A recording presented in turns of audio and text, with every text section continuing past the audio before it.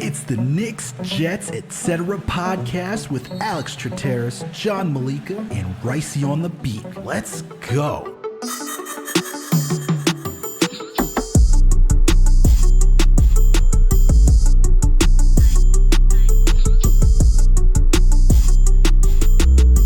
Raisi K, the Raisin Man.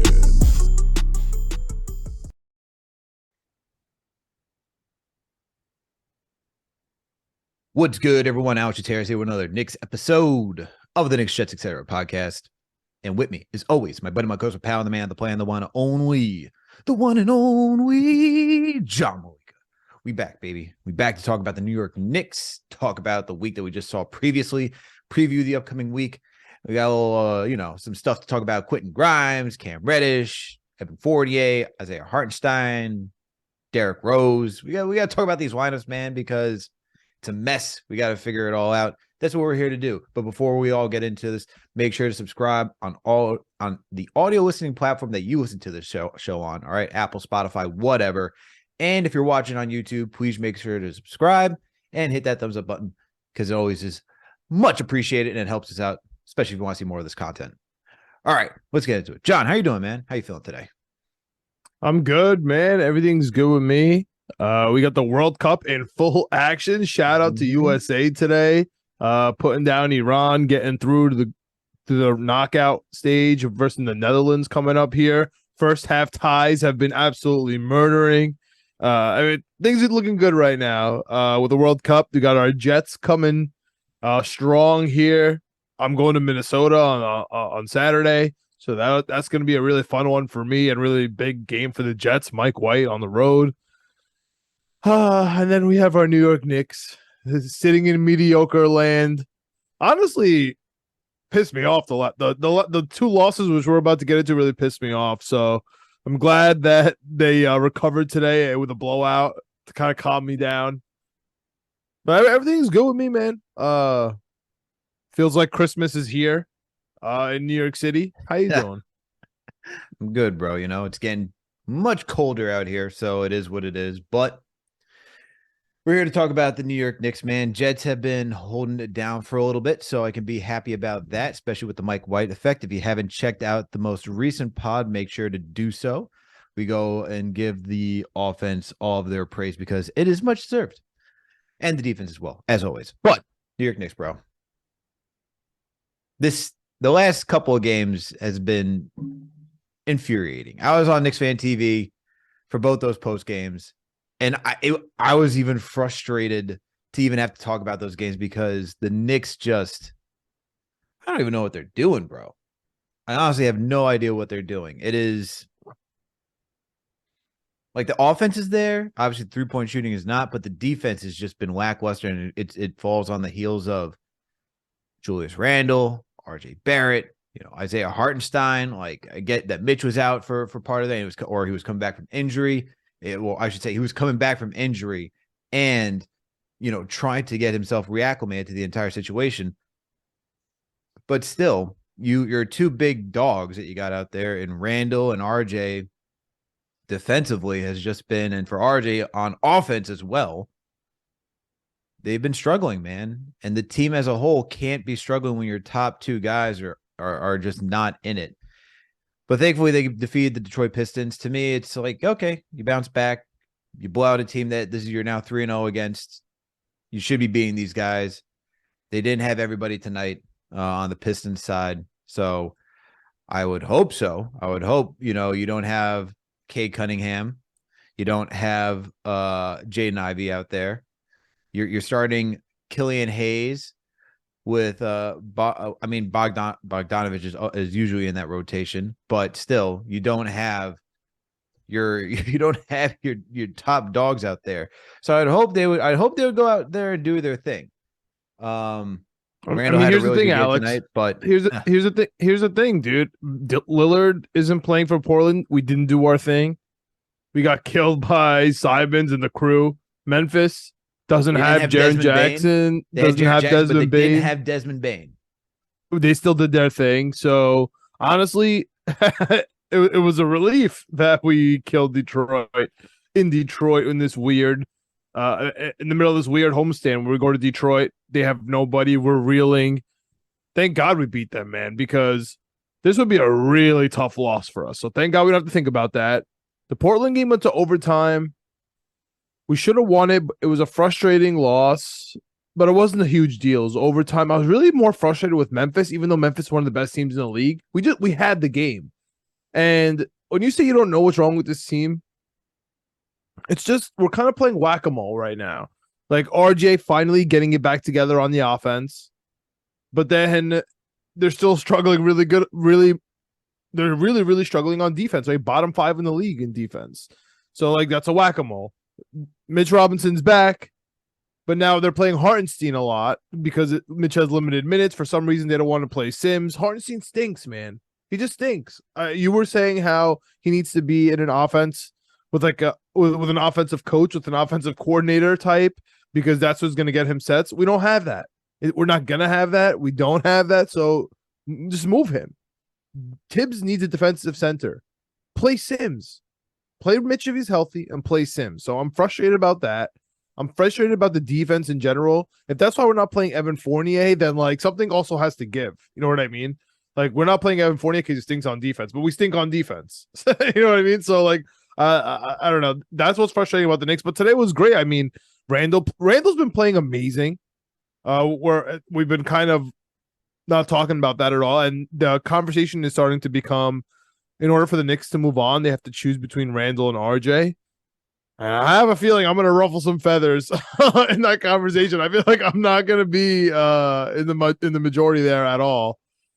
But he's been killing it. I don't even think it's a majority, man. I don't think it's a majority, honestly, because a lot of people are upset with RJ and a lot of people are always upset with Julius. I don't think there's a majority either way. I know people would love to see Randall get traded, but it sounds like people want to get RJ to get traded as well because they're getting sick of it. But look, you know how I feel. I feel about going with the youth. I would trade Randall because I think it's capped. I know we're trying to build stars and all that type of stuff. I get that whole mindset. It just has not worked out.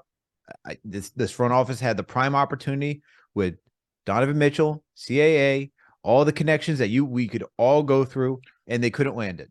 But we didn't want to make the trade, to be fair. You and I sat here after the trade was made when the rumors, like we didn't want to trade RJ. With that price? Yeah, because it was RJ. Yeah. No, like, but honestly, I'm having a little bit of remorse. To be honest with you. And that's fair. But, at the time, you pay the contract because you believe what the player can be, not what you think they're going to what they're coming into this season. I don't think anyone would have saw RJ having this. We know he has a slow start. This is it's usually on the offensive side where he could just have a solid floor game. It is all over the place, man. It has been all over the place when you watch RJ Barrett. I still will give him time to think that he can turn it around because he just has that pedigree. I get that. Like he's just he's a baller. I feel like he will come around at some point. We don't have another choice. We don't have another choice, man. We don't have a choice. We have to take that. We have to take that mentality, Alex. Yeah, and I understand that completely. Sorry, I just see cats just running around. I'm like, I have no idea what's going on here. But I am just I understand the buyer's remorse. I understand I want to go back to Donovan Mitchell. That trade, we don't have to go down the rabbit hole. I would have been comfortable with the Knicks giving up more picks, more picks and choosing the different players. That my thought process. But we're here, man. We're here with this team. They're middling. They're not playing good defense. The offense has been fine. They're actually in the top of the league with offense, even though it's been isolation heavy. Knicks are I think they're the 11th team right now in isolation. How many times there's the frequency they run isolation in the NBA, because it just goes between Jalen Brunson. Let's see if he can go do something. Julius Randle, let's see if he can go do something, or RJ Barrett to see if he can go do something. And then it's just, we'll figure it out in between. And it's ugly basketball. And that's Coach Tibbs, though. That's the Coach Tibbs offense that stinks. That's why the Bulls always stunk. That's why the Timberwolves never got it together. And that's why we're never going to have an offense under Coach Tibbs. Like, these are, to me, the fair criticisms for him, right? He can't run an offense. And even now that he has a point guard, he's still not running an offense.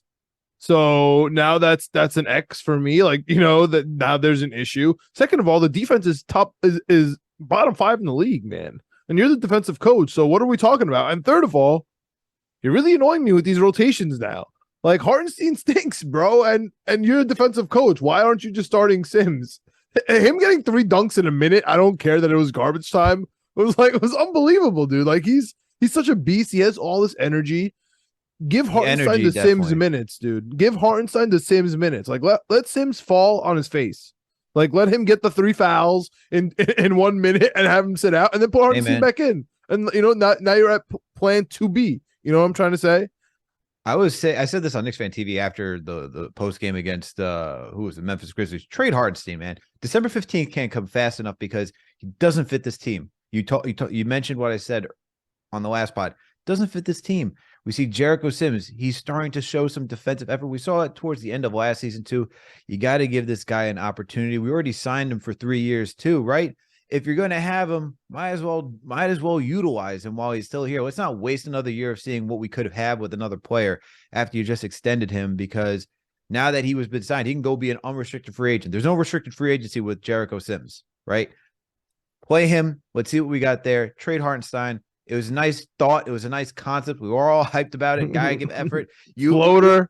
It was cool. Hustler. Guy would be diving on the floor. We said it all, like diving on the floor for loose balls and whatnot. No, we're not seeing that. We're still seeing that, but it's not translating into what this team needs, which is really good. We really need defense, bro. It is just shocking to see that we're actually fine offensively outside of 3-point shooting, but defense, as you noted, bottom 5. So trade Hartenstein, like it's. But see, here's my issue, Alex. I agree with that, and I see your point where you're saying you want to get rid of Randall to have the youth movement because we have Obi, but then those two statements contradict each other, because if we take Randall out and we put Obi in there, we're gonna have the last place defense. Like if we're bottom 5 right now, we're gonna have literally last. We're gonna be the worst defensive team in the league. It's a lot of moving parts, man. I think you got to ride it out with Tibbs to see what happens this season. It's over for him, huh? I won't even say that, man. Look, if he gets a play-in and loses the play-in, I think it's over for him. I think that's where this team's headed at the moment. Yeah, the way that they're playing, or even making the play-in and just losing in the first round. I mean, if you make the play-in, you win your play-in games, and you make the first round. We're gonna lose to Boston or Milwaukee in 5 or 6 max. Yeah, but this team would still probably be like, well, we're not too far away to keep going. So that's worst case scenario. That's worst case. I think Tibbs has to go if he doesn't win a playoff series, to be honest. I mean, I think at this point, when you're watching this team, we're the Knicks are like. Think about it. The Knicks are like the Jets because we're always like regressing. behind. We're always behind in what we need to do to catch up with the league standards. It's like, all right, we're gonna go ground and pound, and we're gonna be, stout defense while everyone else is throwing like 300 yards passing. And we're like, bro, can we just get a quarterback that can just walk, like just pass the ball around? And we see that with Mike White, right? And we're like, oh, modern NFL. I think that's kind of the thing we're going now with the Knicks right now, is that we need a modern NBA team. You got to have the flexibility to be able to just run up and down the court, shoot really well, all that stuff, play small ball when you need to in the right situations, not against Steven Adams, not against Steven Adams and Jared Jackson. That is not small ball. That is Jared Jackson wasn't even there, dude. They're playing against Steven Adams with Randall and Obi. I don't care if it was for 3 minutes. That was the worst 3 minutes I've ever seen in my life. We can't get a rebound. Dude, this is where it's like this is where you look at Tibbs and you're like, come on, bro. Like Steven Adams is one of the best bigs in the NBA when it comes to defensive and he's leading the league in offensive rebounds right now with like 4.3. So like, why would you even go small ball there? Neither one of those guys is going to even match Steven Adams. Neither one. That's the head scratching stuff where it's like in-game adjustment that I have gripes with sometimes, where it's like you see what's happening. You're seeing your opponent is shooting lights out from 3. Why are we working drop coverage to protect the paint when these guys are just knocking everything down? Like we gotta switch, man. I mean, if Nick Nurse can throw out the box and 1 in an NBA Finals, I think we could just ask to say man on around the perimeter. That's all I'm asking. Nothing too crazy. But this team, man, it's maddening because you can see the potential if everything clicks, like the Utah Jazz. What do I look at the Utah Jazz? I don't see any superstar talent on that team.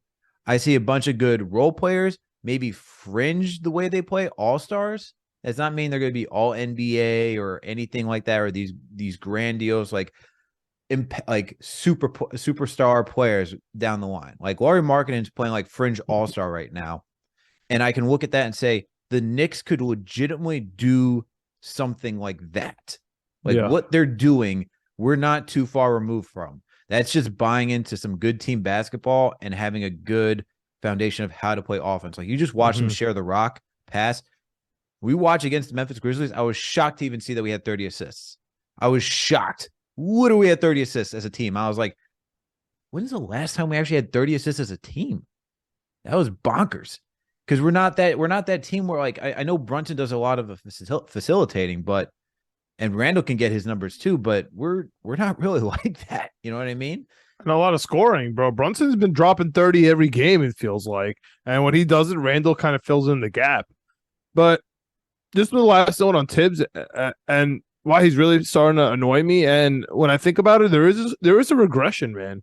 There was a regression from losing in the first round to the Hawks to not making the playoffs, and then now you're going to make the play-in or, losing the first round. Like, that's a regression as a team. We are a 500 team. That's a regression for him.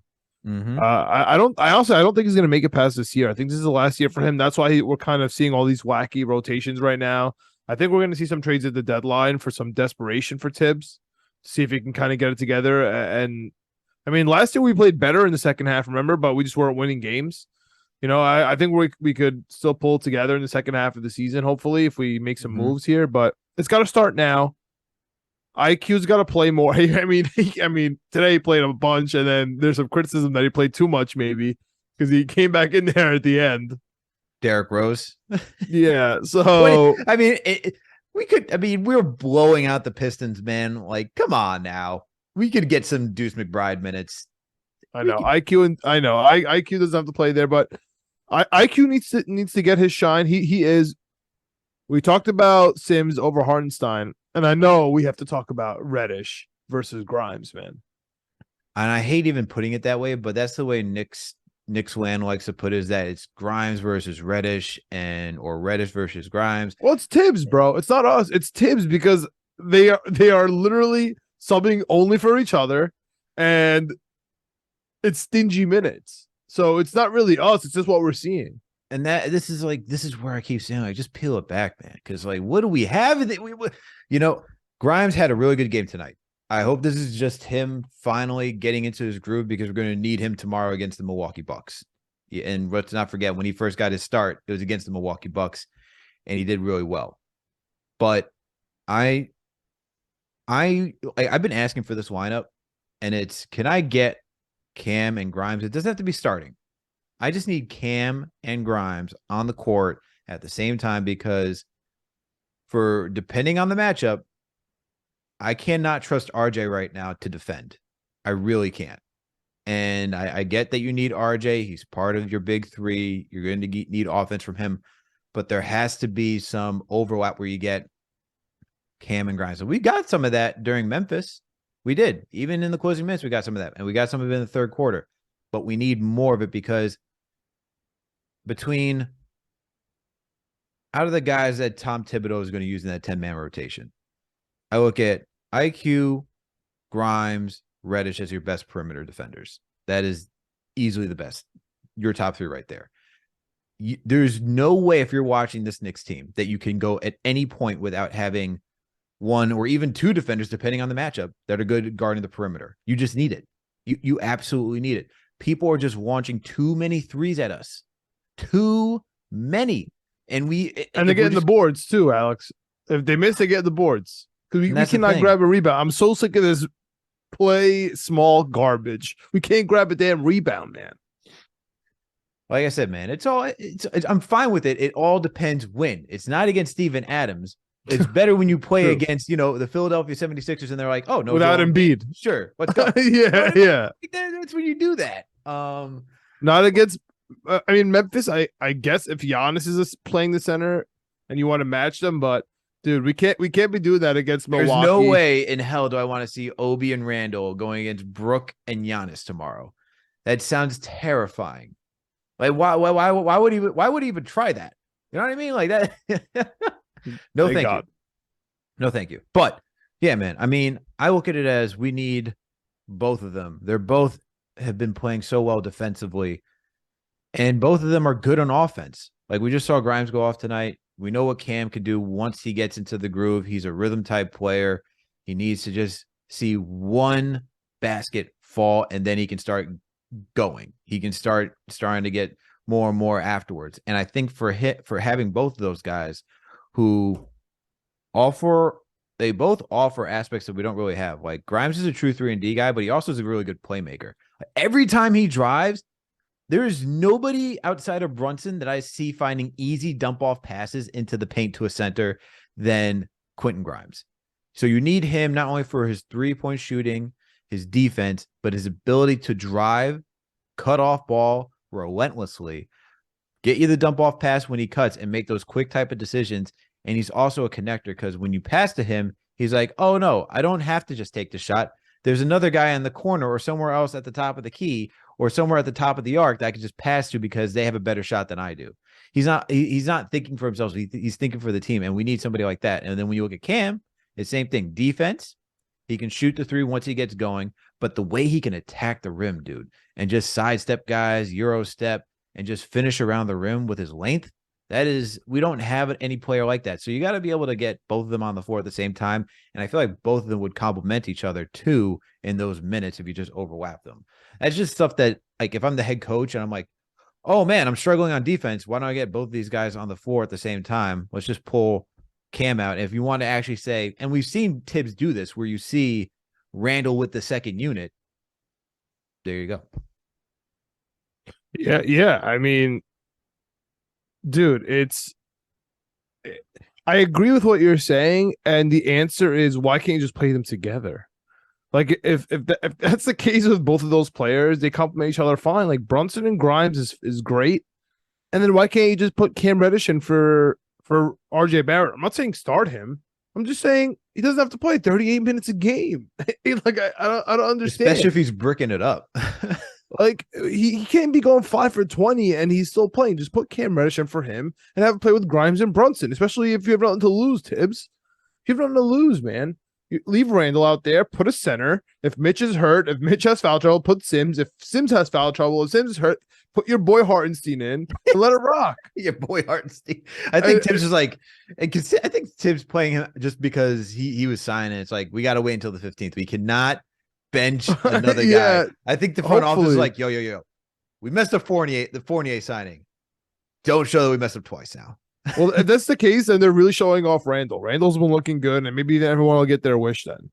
Where we can actually get Randall's been killing it, man. His stock has been going up. And maybe we can get rid of him and throw Obi in there and really just tank it up. You know what I mean? I like we're gonna have to make a decision at some point. Because Randall's gonna win those games very soon. Randall's gonna win those games, bro, whether we like it or not at this point. I still think Brunson's the best player on this team, but Randall is that factor where if he's playing, because it's very rare for your guard to constantly win you games. We saw it with Kyrie Irving when he was on the Cavs, one of the best talents we've ever seen. But he alone can't win you the game. You need other talent. And then for Randall plays a position that's much necessary for this team to win. But look, Randall will help us win games. I'm gonna be like 100%. Games like tonight, games against the Timberwolves. He has that in him, man, and he's been playing solid. Like, I will give Randall his credit where credit is due. He's been playing solid. Even against Memphis, man.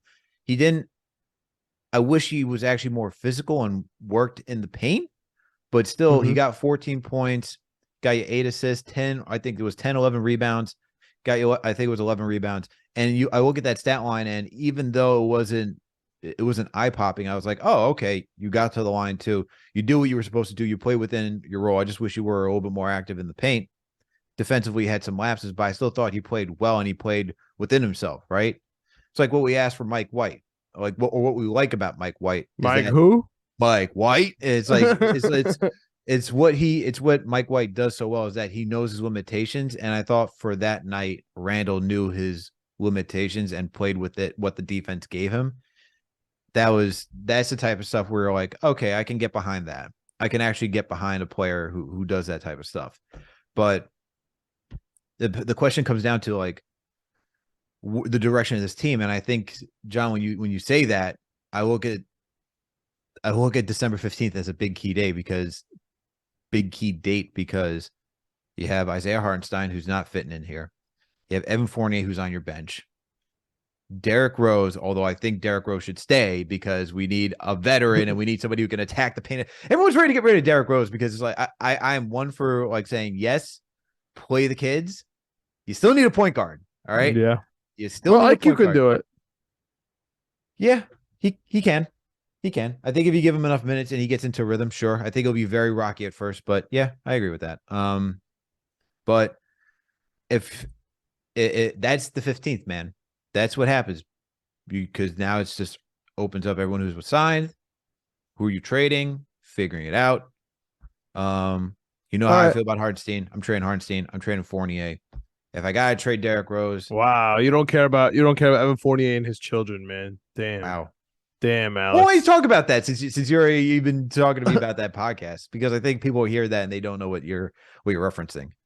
So Evan Fournier going on a French pod talking about how his wife is pregnant, and if he gets traded, he's not going to be able to see his newborn for a couple of months, maybe I guess up to almost a year. But I think that was a little bit of an exaggeration, maybe a little before that, but still a long time newborn too. Like the first month is really tough.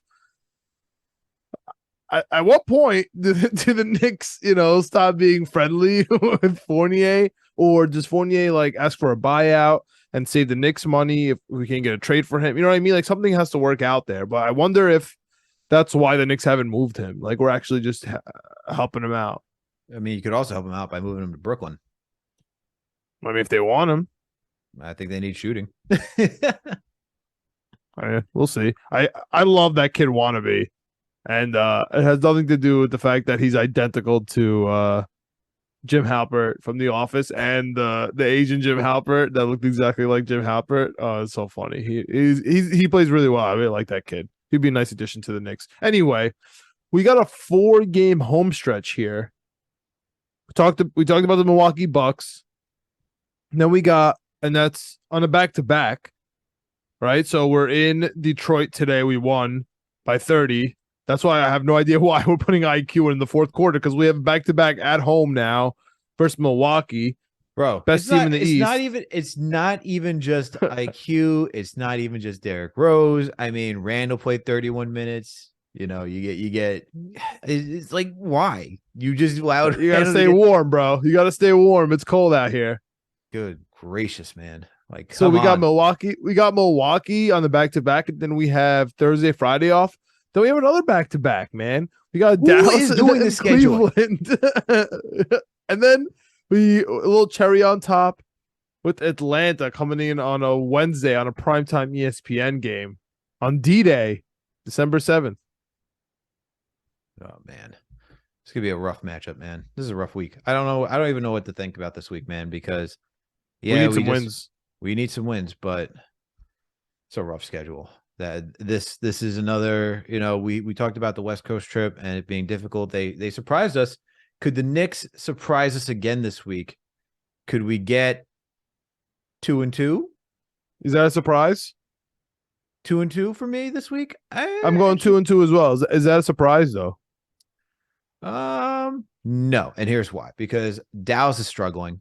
They don't have any other. Yes. Speaking of which, that's my win as well. Speaking of which, they just brought on Kemba Walker and been following a little bit of Dallas Nation for a little bit. And they need another player that can bring up basketball outside of Dinwiddie and Luka. And considering Dinwiddie and Luka start, it's very hard to stagger their minutes because you need to rely on them because of what the bench is. That's where they bring in Kemba Walker. It's a nice little fit. Yeah. I think it's good. I'm happy that Kemba's getting another shot. I think he'll be good as a off the bench type guard. I'm looking at Dallas because they're struggling. The other game would be Atlanta, man. I don't think we're that far from Atlanta. Cleveland's going to kill us at home. Huh? Yeah. Cleveland's going to kill us 6:00 on a Sunday. No, man. Cleveland's good, bro. They haven't even found their stride yet, and they're still good. It's Donovan Mitchell coming home. if RJ has a stinker that game, people are going to be going nuts. Yeah. Yeah, well, the headline's going to write itself. I'll write Mark Berman's non-existent article for the Post right now. I actually miss. Can I just say shout out to Mark Berman? I miss Mark Berman, man. Yeah, me too. It was fun having somebody that legitimately knew how to stir the pot like he did. I know people don't like what Berman had to write from time to time, but he was right on a lot of things. Yeah, facts. So I think we're matched up with the 2-2 with Dallas and Atlanta. Dallas being 12-30 really worries me. But I'm gonna go 2-2. We'll finally get to 500 by Charlotte on that Friday game in Charlotte. We'll win in Charlotte. And then that Sunday, Sacramento, home. We'll win that one too. Really? We'll finally be above 500. You think we're gonna beat Sacramento? Well, we'll see. We'll get there when we get there. I was like, don't not look too far ahead. Let's just stick with the 4 games that we got. Charlotte, I can go with. I can go a little extra for Charlotte. I'm trying to get to above 500, man. I'm just looking for it. I feel you. And then we got Chicago back to back. I mean, we're just looking way too far ahead. We don't even know what this week is going to be. That's the weirdest thing about the schedule. I really want to talk to whoever created the schedule, man. The Chicago Wednesday and a Friday is weird. I think this is a new thing the league's trying out. The Knicks are not the only team. I think it's just to try to get. They usually games out of the way. Games out of the way, but they like to do it for marquee matchups. And Chicago and the New York Knicks were like marquee matchups for like one is ESPN. The Wednesday game's ESPN. Yeah, I think there's no way you're putting the Bulls and the Knicks on a Friday night nationally televised game, man. Yeah, because we need Randolph to be singing our Friday Night Knicks song, bro. And selling us fake trades. Yeah. Shout out to you, Lee. But yeah, man. All right, 2-2. I'll take that. Yeah. I think that's a good place to wrap it up, man. Hopefully we'll see if this team we'll have a clearer picture where this team's going by Chicago, man. We'll have a clear idea by the first Chicago game where this team's really going. But thank you to everyone tuning in for the next episode of the Knicks, Jets, Etc. podcast. You all know what to do. Please make sure to subscribe. We're on all audio listening platforms. We're on Apple, Spotify, Google Play, Amazon, Alexa, Stitcher, you name it. We are there. If you listen to us on Apple or Spotify, please make sure to give us that 5-star rating. And if you listen to us on Apple, please make sure to leave a review or comment. We're also partnered with Fanside and Minute Media, so you can find this podcast on the Daily Knicks or the Jet Press. We also got the YouTube channel. Knicks, Jets, ETC, period, no one writes out, etc. That shit's wild. Find the page, subscribe, hit that notification bell. That way you know when a new episode drops. And when we watch a video, leave a comment, hit the like button. Let us know your thoughts and opinions on what you think. What do you think about the whole Cam Reddish Grimes situation? Do you think it's a battle? Would you like to see, there's some chatter, man. There's actually some chatter where people are saying bench RJ, start Cam. Yes. Grimes. Yes, I will. I'm first online. You're first on. Wow. Look at that. Doesn't have to start. Just play. But that's what I'm saying. People will say bench him. That's what I'm saying. Just reduce take him out of the minutes. starting rotation, but Cam in. That's what I'm saying. No, just reduce the minutes, bro. Just reduce the minutes. I can get with that until RJ starts showing that he can really produce at that high level for get the amount of attempts that he is. Like having 20 attempts and only hitting 5-6 shots is ridiculous. No one needs that. No one needs that nonsense.